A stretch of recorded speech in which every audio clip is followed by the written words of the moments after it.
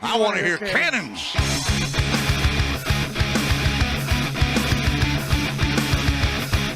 Three-step drop, goes on the end zone. Caught ball, touchdown Tampa Bay. Mike Evans reaches up with one hand and grabs it in.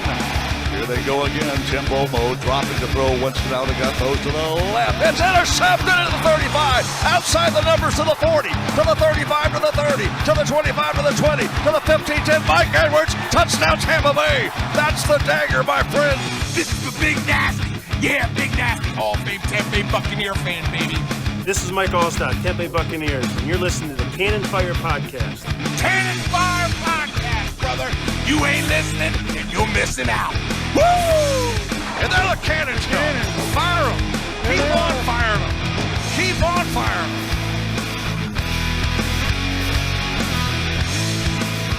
Hello and welcome back, ladies and gentlemen, to a brand new edition of the Cannon Fire Podcast. I'm your host, as always, Rhett Matthew, joined alongside me, my good buddy and co-host from BucsNation.com, Mr. Evan Wanish. Joining us today as well, former Tampa Bay Buccaneers quarterback, Shaun King. The Tampa Bay Buccaneers are 5-6 as of this podcast, and not the way you would have liked to see this team roll out of the bye week.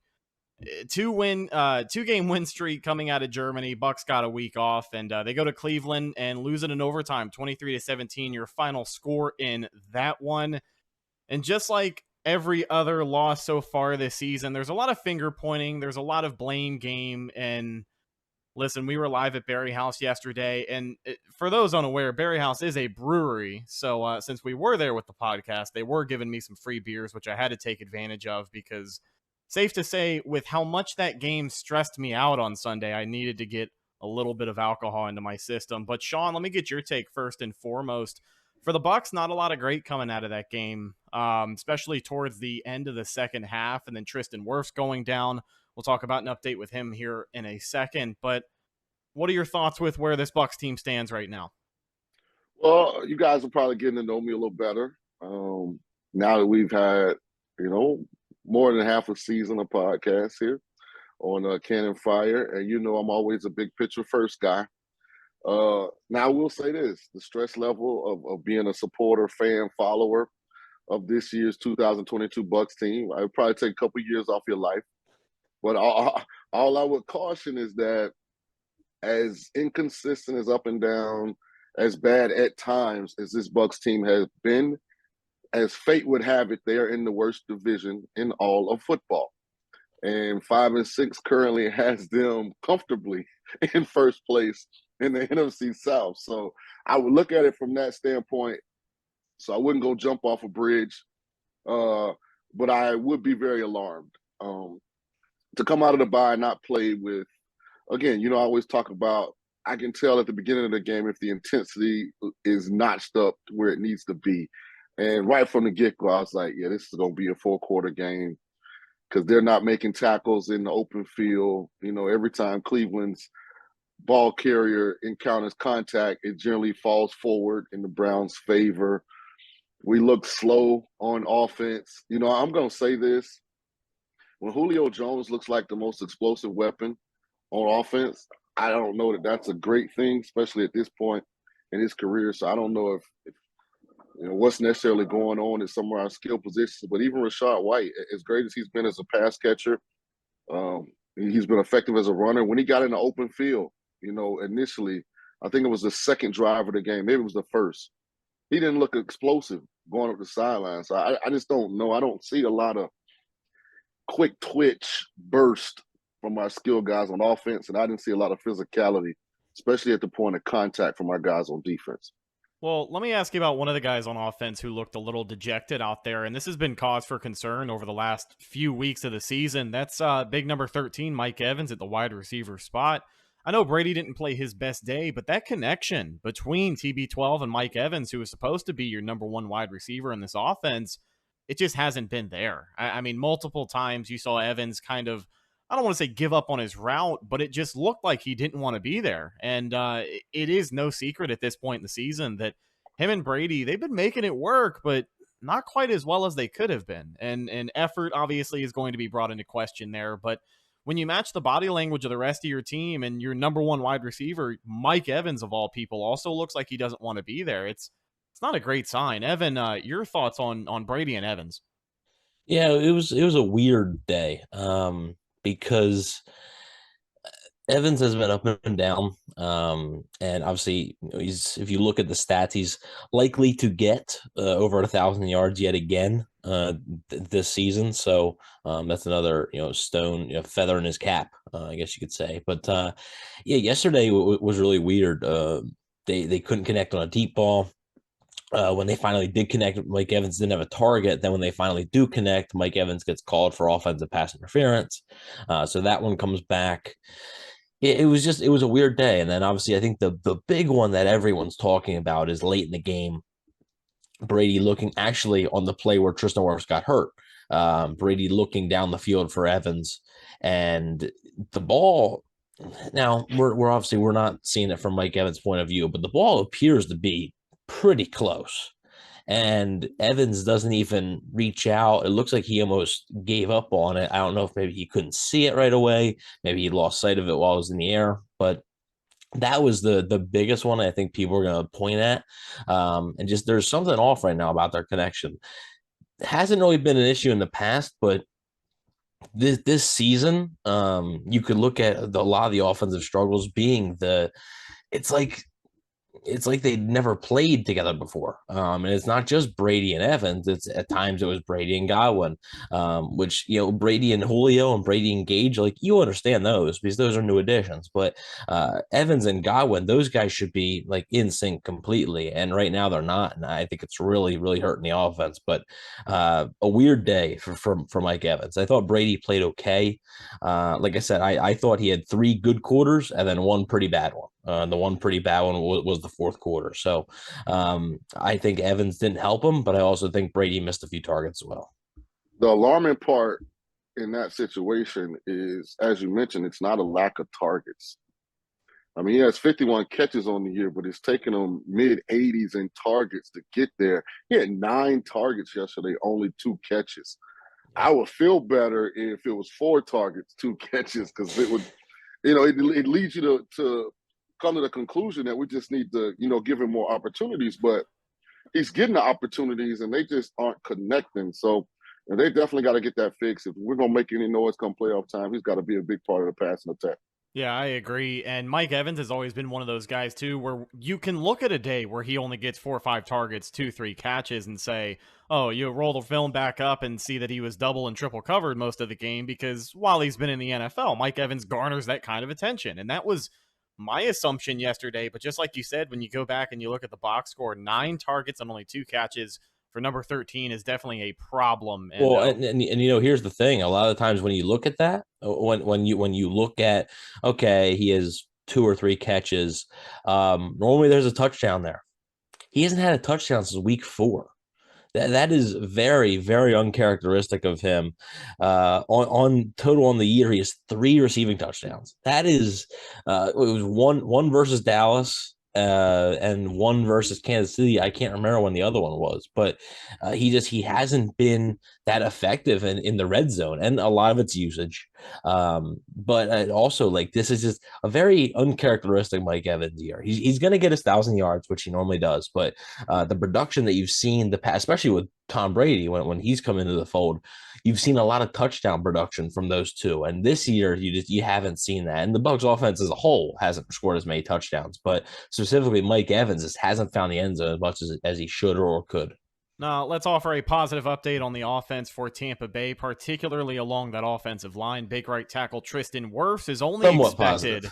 Yeah, somewhat positive. I mean, you got to take the good with the bad here, but only expected to miss 3 or 4 weeks because of his ankle injury. He was carted off in that game against Cleveland, and the last sight that you want to see is Tristan Wirfs going down, because I think for a lot of people, when you look back at that 2021 campaign, the final nail in the coffin was losing Tristan Wirfs. I know that they made it a game against LA, but with that game being as one-sided as it was for as long as it was, and the Rams pass rush getting to Tom Brady the way that they did, missing Tristan Wirfs at all is not what you want at this point in the season. But the fact that it's not season ending, especially after the spectacle that it was on Sunday, has got to be a big breath of relief for a lot of people. It's very good news. Fox refused to show the replay, which I think was a Fox thing. They don't want to show the replay of anything, but it didn't look good. It really didn't look good. Well, it was very I don't bizarre. know. I don't know what the corner's thinking, jumping in the air like that. I don't know what he was trying to do, but whenever the cart comes out for somebody, and especially this late in the year, you're sitting at week 12 now, like. You kind of thought Wirfs' season might be done, but it seems like he's going to be able to return. But he's going to be missing Saints, 49ers. Like, he's going to be missing some tough stretches here. So the Bucs are going to need Josh Wells to step up. Now, yeah, I was looking at this schedule. Man, we're probably going. I mean, Bucs are for whatever reason, no matter how New Orleans season's going, they seem to always that's going to be a tight game. Side. We'll definitely be underdogs to the 49ers and Bengals. We've got to go to Arizona, so I'd imagine if we're coming off of losing 3 or 4 out of the bye week, I mean, Arizona probably be a small favorite because we're flying cross country. Then you end with Carolina, Atlanta. I mean, Can 7-10 win the division? Here's the thing. So that's 6 games, right? That's 6 games. Let's say, I think all they need to do, and this is, it's a shame that this even come to this, but they really go 3-3, and I think the division's yours. Like, I honestly do think if you go 3-3 in these next 6, especially if the 3 are against the Saints, Falcons, and Panthers, like, then that definitely wraps things up if it's all your division. But it's no given. We don't know, and they haven't played a complete game this year. So, like, the 49ers are looking like one of the best teams in the NFL. The Bengals have really turned it on lately. So the Cardinals are struggling, but that's still, like you said, traveling across country. It's going to be a prime time on Christmas. That could be a tough game. So there's no easy ones left for the Bucs. Even New Orleans, like you said, despite what their record is, it doesn't really matter. They're going to play the Bucs tough, and that's going to be a tough game. Yeah, we talked before the year about how fortunate the Bucs are to not be an AFC team this year. It's an interesting stat that the Bucs have yet to beat any AFC opponents this year. I think they're 0-4. Yeah, 0-4, and they still have the defending AFC champion Cincinnati Bengals with Joe Burrow coming to town. So that'll be an interesting game for sure. But I agree a lot with what you said. It's a shame that the division is as garbage as it is this year, but it kind of gives you shades of the Buccaneers' playoff opponent in 2020. The Washington football team at the time. They were coming out of the NFC East, which surprisingly is the best division in the NFC this year. Best division in football. Even better than the AFC West at this point with all the hype that it was given. But that was a bad team that got a home playoff game, right? And not to say that the Bucs are a bad team, but if we're going to go ahead and put takes on it, I'd say the Bucs are a week-to-week team right now in the NFL, losing a lot of games that they should not. But with that being said, no, we gotta keep it a buck. They're average to book. Average. No, yeah, they're an average to below average football team as we sit here having just finished week. What was it? 11 or 12? 12. Yeah. The only reason that you don't categorize them as a bad football team is because of the resumes on the roster. Yeah. So you always have that history to fall back on, and if they do get it going, it won't be surprising. There are teams, Texans, Bears, those resumes don't exist. Those are bad teams. So, but the Bucs are average to below average currently. We're just hoping that these resumes, resurrect themselves, and we start to see it. I know one of the interesting things, I don't know if you guys saw the Todd Bowles speech that I retweeted when he was talking to the team. He doesn't seem panicked, which is a very good thing. Like, he seems to be kind of, in a sense, like getting his guys to understand, we got to block everything outside, and we got to focus on us. Their lack of physicality at the point of contact was alarming to me. I mean, we had nobody playing. Well, I take that back. I thought Levante David made some nice plays, but he was maybe the only one. Like, our secondary, I mean, from a physicality standpoint, it was non-existent. One guy, I thought Keanu O'Neal flashed a little bit. But yeah, he other than sacks. Yeah, he could have had 2 sacks. Jacoby Brissett's a big boy, though. He's tough to bring down. Man, Jacoby Brissett hadn't run like that versus anybody. He's been a bump. We were joking. We were joking at the watch party. He looks like, so honest to God, when you pull up the replay of Jacoby Brissett running the way that he did, he looks like if Tom Brady ran a little bit faster. Like same motion. Maybe he went to the TB12. I mean, he did play for New England with Brady. So. Yeah, the TB12 scrambling school. But those guys looked pretty similar, and he shouldn't be able to do that the way that he did to Tampa Bay. But let's talk a little bit more about this Bucs team and this coaching staff in particular, because they have obviously been feeling the heat so far this week, even though it's just Monday. I agree a lot with what you said regarding the Bucs, and somebody put it better than I could, but I think the best way to describe it is it's B+ talent on a C- team. Like I would argue it's more than B+ talent. Yeah, I mean A- if you have to, it's A talent on a C+ team right now, and a lot of people are going to point the finger at Todd Bowles, and a lot of people have talked about Todd Bowles today because of a questionable coaching decision regarding keeping 2 timeouts in your pocket to end the game against Cleveland. The Bucs had a chance to stop the clock, knowing Tom Brady was going to get the ball back, and they really didn't. They kind of just let the clock burn down. And when he was asked about it today at the podium, he had basically said, well, there's always the risk that you run of Tom Brady throwing an interception in that position. And I'm going to be honest with you. I understand the logic, but let's look at statistically where we are so far this year. I think even with the lack of offensive production, Tom Brady has the best touchdown to interception ratio in the NFL with only 2 picks on the year. So, I mean, that I hate to say it, but like that excuse just isn't good enough for me. And I don't think it's good enough for a lot of other people. How do you feel, Shaun, regarding the way that the Buccaneers, their time management at the end of the game? Do you think it let them down? Well, in my opinion, I mean, he just mismanaged it. And I don't care if you got Zach Wilson at quarterback. I mean, you have to be aggressive in these situations and try and win because you don't control the outcome of how overtime happens. And because if you lose a toss, you may not ever get the ball. So, I definitely thought they should have taken some timeouts those last couple plays for the Browns. It became even more evident once the Bucs got to about midfield and only had 8 seconds left when if the same sequence of plays happens and you use 2 of those timeouts, they're in that position with 35, 40 seconds left on the clock, and he's not having to force the ball. You might even could run the football and pick up and get in the field goal range and give Ryan Succop a chance to win that thing in regulation. So I just think it was mismanaged, by Todd. I think maybe he had a little bit too much faith in his defense. And I think maybe that kind of short-circuited his wires a little bit, and we're going to get this stop.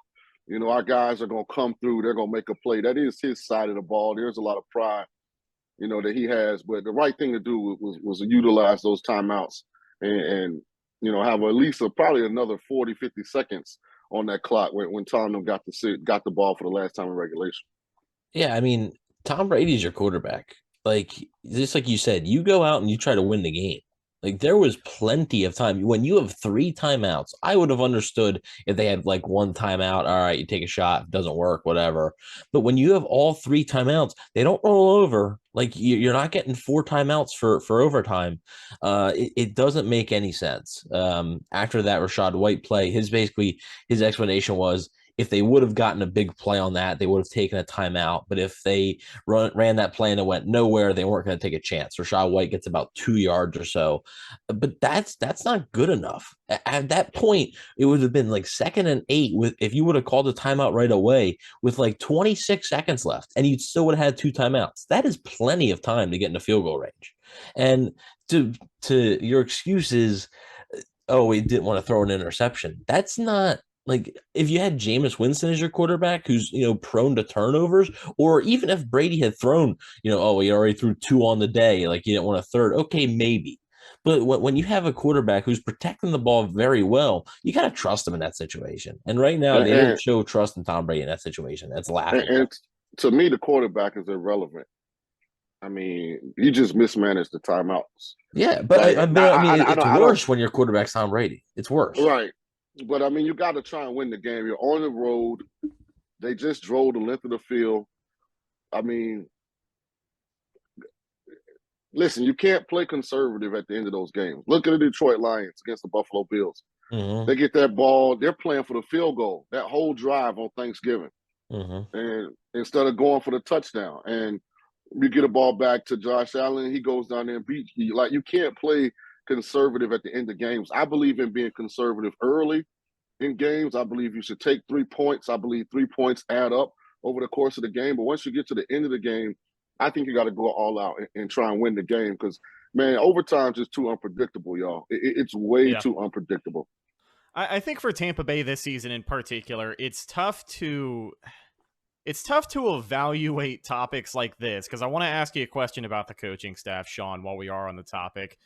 It's tough to evaluate these topics because the Bucs are in a quote-unquote win-now mode. And even though they are sitting at 5-6, still first place in the NFC South and still have just as much of a playoff game chance this week as they did last week. So with that being said, you look at this coaching staff, you look at Todd Bowles, some of the decisions that have been made this year. Unfortunately, with what we have seen, stuff like what happened in Cleveland, we talk about the lack of time management at the end of the game. There was another 4th down where the Bucs decided to let the clock run, and it seemed like Tom wanted to go for it, and they made the decision not to do that.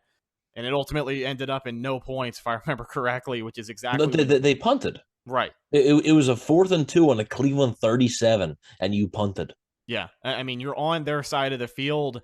I hate to say it. We've said it before on the show. Evan, you said it. Todd Bowles' ball philosophy. Bowles' ball is coward ball so far this year, based off of what we've seen. I mean, with Bruce Arians, no risk it, no biscuit was a thing. 4th and 2 on the Cleveland 37. You bet your ass they're going for it. Yeah. I mean, there's no reason to take your offense off of the field. And, this philosophy with Todd Bowles has obviously affected this team this year. I know a couple of injuries are going to help with that. The offensive line not blocking the best. Execution errors, that's not on the coaching staff. But at the end of the day, I think there is a certain level of blame because we've talked week in and week out about guys looking dejected on the football field. Tom Brady brought in the level of effort with this football team a couple of weeks ago before they started winning some more games. I mean, what is the issue here? Because in a win-now attitude, it's tough to say that, it's hard to can Todd Bowles and Byron Leftwich after this season because Brady may not even be here.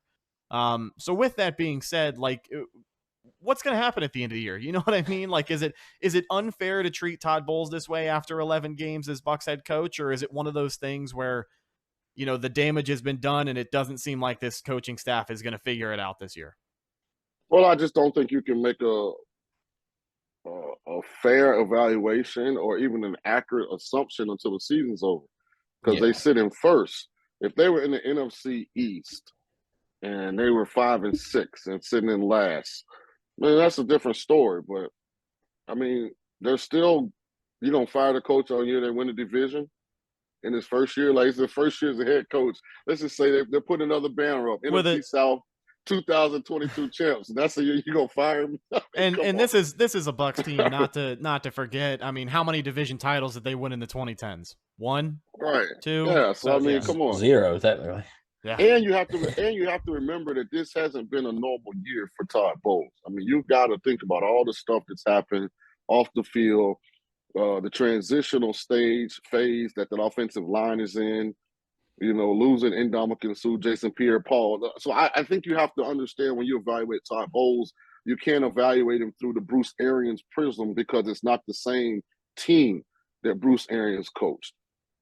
Bruce had the 3 interior linemen. Bruce had Suh and Pierre-Paul. He had this group a year younger. He had Brady without all the public off the field stuff in the offseason. So it's a different situation scenario. And we just got to see how it plays itself out. That's fair. Like, that is fair. He had Alex Kappa, he had Ali Marpet, he had Ryan Jensen, he had Rob Gronkowski, he had Antonio Brown. But at the same time, you talk about a standard, and a culture. And to me, like, there's no lock that they're going to win this division. Like there is no lie. I mean, if they lose Oh, Monday, absolutely not. if they lose Monday night, they will have the same exact record as the Saints. And if the Falcons win on Sunday and the Bucs lose, the Falcons will be in first place. So if they don't win the division, like I just don't see what the point would be in keeping him. If they don't win the division. If they do, I agree. It's tough to fire a guy when you're hanging up a banner. Unless you just get absolutely embarrassed in the wild card. But I understand that. Evan, let me ask you a question. When they announced that Bruce Arians was retiring, right? I wasn't on the podcast with you guys at that time, so I don't know your opinions. What did you think when they announced that Todd Bowles will become the head coach? I personally would have, and this is probably bad on me in hindsight, I would have rather Byron Leftwich, just because Bowles already had a turn at head coach. I would have liked to seen a fresh approach. Byron Leftwich would have been a first-year head coach. I would have liked to have seen what that would have looked like. And plus, some guys are just better defensive coordinators, man. Like, I think Todd Bowles is one of the best defensive minds in the NFL. But some guys just don't work as head coaches, and I would have much rather seen a guy like Byron Leftwich get that opportunity than Todd Bowles. I was okay with it. I didn't come on the show and say, "Oh, they're doomed," but I felt underwhelmed. But also, I thought it might have been the expected thing. Once Todd Bowles was interviewing for jobs, didn't get one. I was like, okay, it might be Bowles' job. But I personally would have given it to Leftwich, which doesn't look great right now. Do you think if you had been of the opinion that this is the perfect hire, that your evaluation would be different of Todd sitting at 5-6, number one in the NFC South? And I ask that because a lot of times this is how I ask myself questions. Like, if I come into the season thinking I thought the Miami Hurricanes were going to compete for the ACC championship. I mean, that's a dumpster fire going on down there, right? So now when I'm asked to evaluate how the season is going, do I try and defend my pre-flop opinion, or do I say, I was dead wrong? They're not defendable, but sometimes I always ask myself, did how I feel when this first happened impact how I am evaluating currently? Yeah, I get it. And if I really like the hire, 5-6 though is just, despite your division, 5-6 is 5-6. I still, despite me being a little underwhelmed on our season prediction show, Rhett had him going 12-5. I still have him going 11-6. And by the way, Rhett's prediction's officially wrong now. Yeah, my prediction's still Rhett, alive. why you throw you under the bus, man? No, all right. So, that's what he loves to do. But we came into this year, and 2 years in a row, I had a correct record prediction. He had 3 years in a row. So, they still have time to right the ship, obviously. Yeah, I'm looking like my streak's over, too. You're 11-6 is hanging on by a thread there, pal. Yeah. But I will tell you, my opinion on the Bulls hire, I probably had a little bit more of a positive outlook on it than Evan, just because I had enough faith in Todd Bowles based off of that 1 year that he had in New York with a pretty decent roster. All right, went 10-6, and then after that, the wheels kind of fell off. But people had said that those Jets teams were getting worse and worse as the years went on. It wasn't like they were. And this is year one of Todd Bowles, and they're 5-6. Right. And that's the scary part. But I kind of thought the transition would be a little more. I thought it would be smoother. I thought it would. I thought at the end of the day, even with Todd Bowles as your head coach, in a lot of ways, this would still be an offensive football team. I think a lot of people thought that way, and that's why they were so shocked at the beginning of the year when the Bucs weren't producing the way that we wanted them to. But I gotta say, even though I liked the hire and I still had faith in Bowles, maybe I'm speaking too soon here, but I get this gut feeling deep down that I really just don't think they're going to be able to turn this thing around. It feels like a waste of time to me. It just feels like a waste of time. Even if they win the division this year, that's great, right? Host the playoff game. With but the pressure of Brady, I'm looking at this long term. Right. Is Todd Bowles going to be the head coach 3 years from now? Probably not. And like I said earlier, that's why it makes evaluating this so tough, because you have Tom Brady in his potential final year in the NFL. And it's everybody wants to still win a Super Bowl. And regardless of if you're coming off of a Super Bowl staff or not, a change at head coach isn't always going to guarantee a smooth transition. And that's what the Bucs are going through right now. And a lot of people don't want to be patient, but I mean, even though it's Tom's potential last year, it is still a first-year head coach. What's up, Sean? Todd Bowles is in this position because of what side of the football? Defense. The Tampa Bay Buccaneers have lost a game this year where they've given up 14, where they've given up 20, where they've given up 21, where they've given up 27, where they just gave up 23. So that's why I'm hesitant to try and allocate blame on Todd Bowles, because the defense has played good enough for them to be 3-4 games better.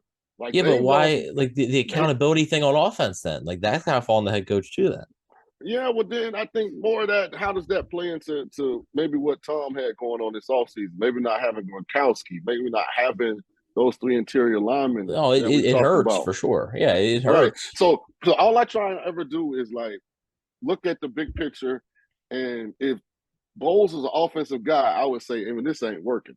But as a defensive head coach, I mean, they haven't lost a game where they gave up more than 27 points. And 27 and 23 are 2 of the 6 losses. The other games were all less, 20 points or less. Well, the Kansas City one wasn't, but that was 31. Yeah, they gave 41 that game. Right. Now that's the one outlier. And I mean, so you're talking 5 of those 6 losses where the defense really played winning football.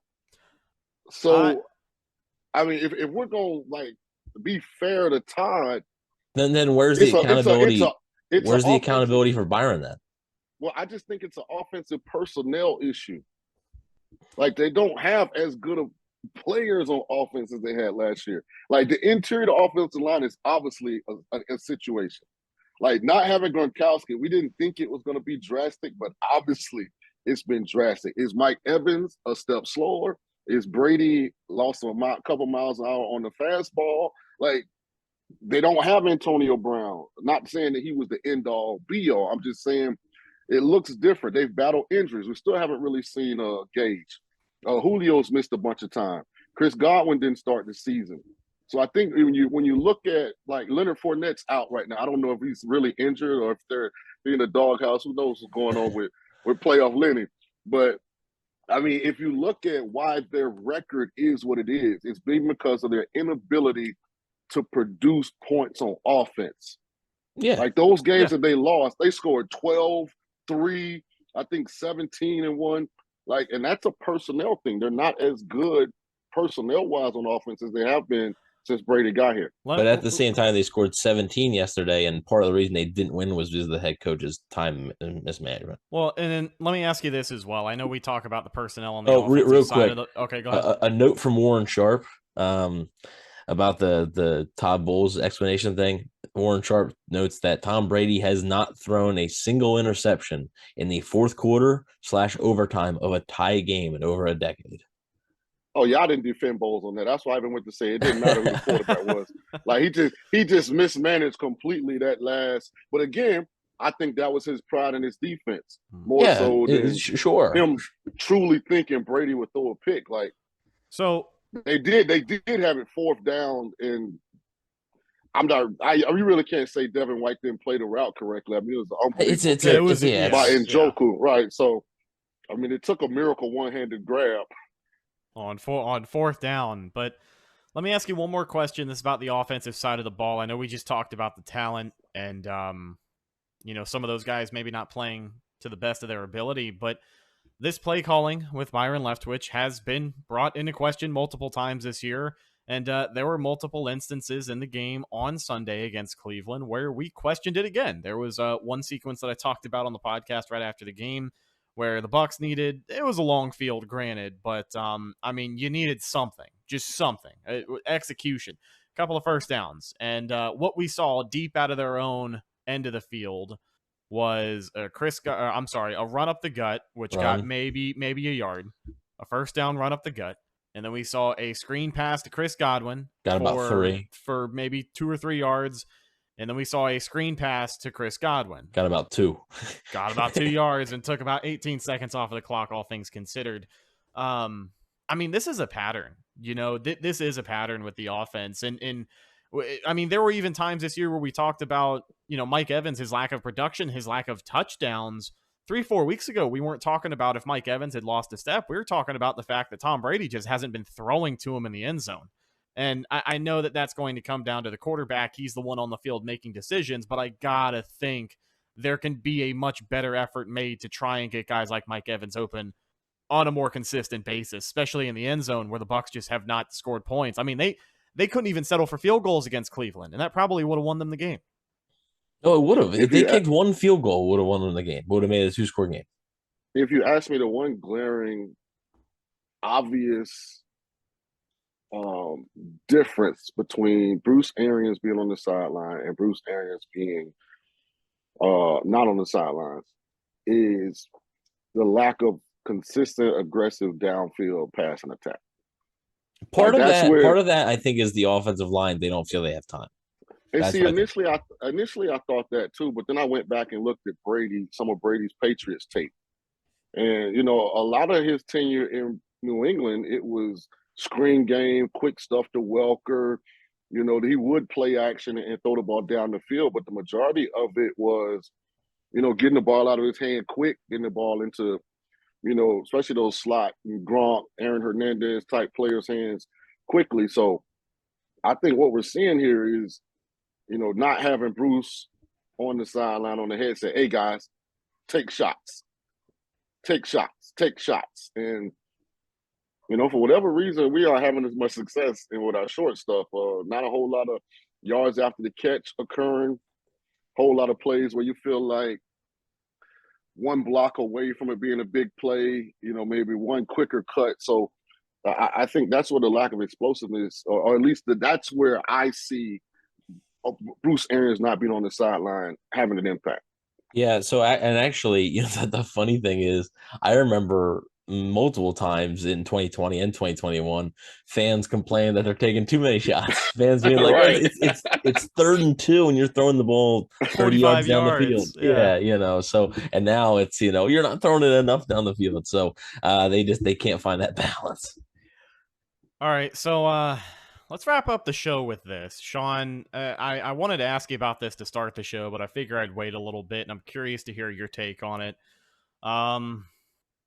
Twitter's always fun, right? Some potential Twitter beef going on. Just wanted Twitter's not a real place. I know. Listen, I got to remind myself that all the time. But I guess there was a little spat between you and former teammate Keyshawn Johnson. I guess accusations were made that you may or may not have taken your time serious as a Tampa Bay Buccaneer. Warren Sapp even had your back and came to your defense. What happened there?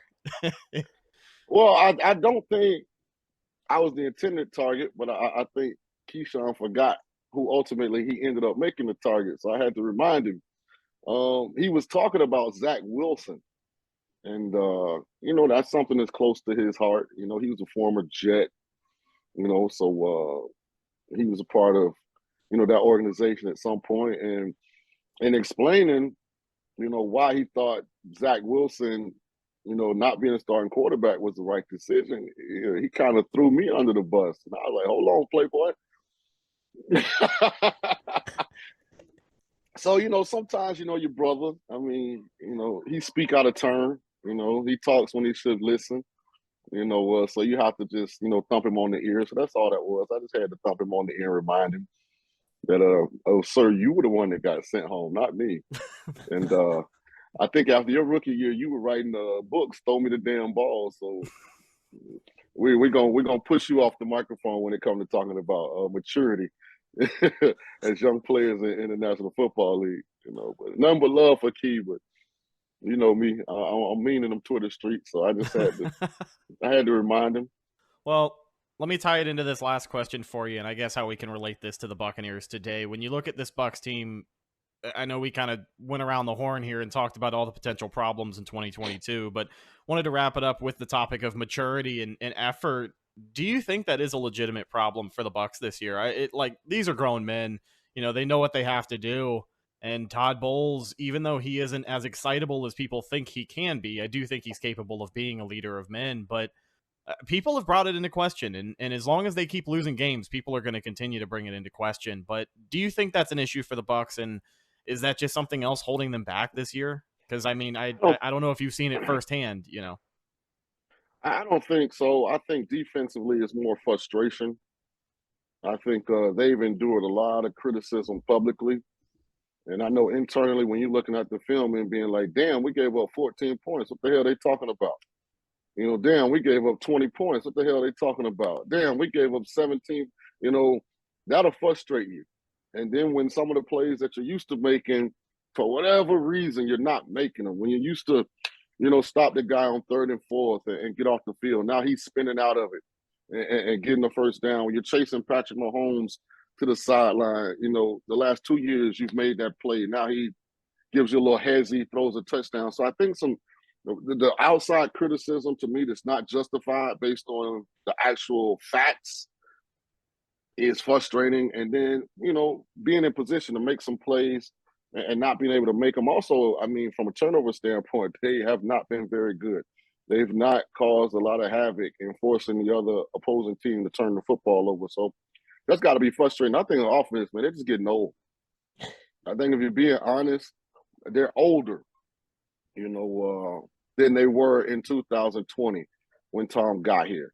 And I'm just telling you, if you go back and rewatch the Browns game, I think it was like a jet sweep or Brady pitched it to him as he was faking like an outside zone or something. Watch how explosive Julio Jones looks. Yeah, he flew out of there.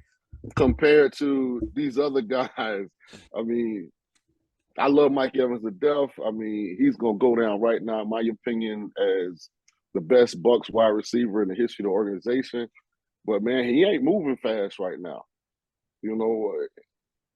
Just being honest. Yeah. Like, I don't feel – a guy like Chris Godwin doesn't seem like he's all the way back, from a major injury.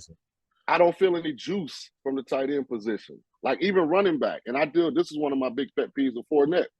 And Rashad White, he made some good runs, but I didn't feel any juice. Like, I didn't feel juice on the offensive side. And maybe it's just they're getting a little older. Hey, I know we talked about Rashad White and his day running the ball against Cleveland.